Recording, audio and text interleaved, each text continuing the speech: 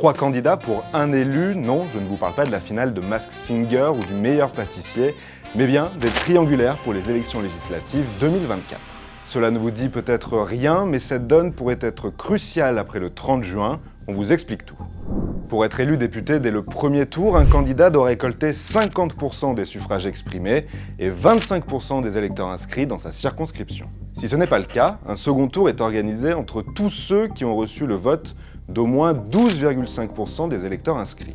Traditionnellement, 2 candidats seulement dépassent ce seuil, et quand ils sont 3, on appelle donc ça une triangulaire. C'est un cas de figure relativement rare, il n'y en a eu que 8 aux législatives 2022 et une seule en 2017, mais leur nombre pourrait cette année exploser.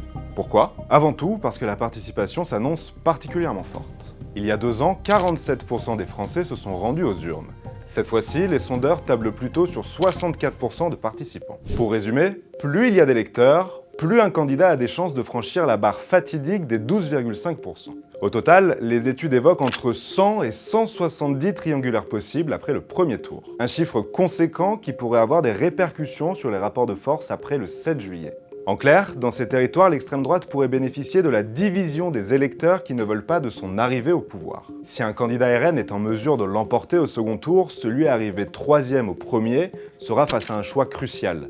Se désister ou non, et en d'autres termes, faire barrage ou non. Pour l'instant, plusieurs voix à gauche plaident pour un retrait du 3e. C'est le cas par exemple des patrons de parti Olivier Faure ou Marine Tondelier. Pas de tergiversation. Si nous sommes en 3e position et que nous risquons de faire élire quelqu'un d'extrême droite, nous nous désisterons. L'écologiste en appelle même au camp présidentiel pour qu'il s'engage lui aussi dans cette démarche. Mais pour l'heure, les macronistes comme les républicains rechignent, les 2 camps refusent de donner une consigne générale de désistement.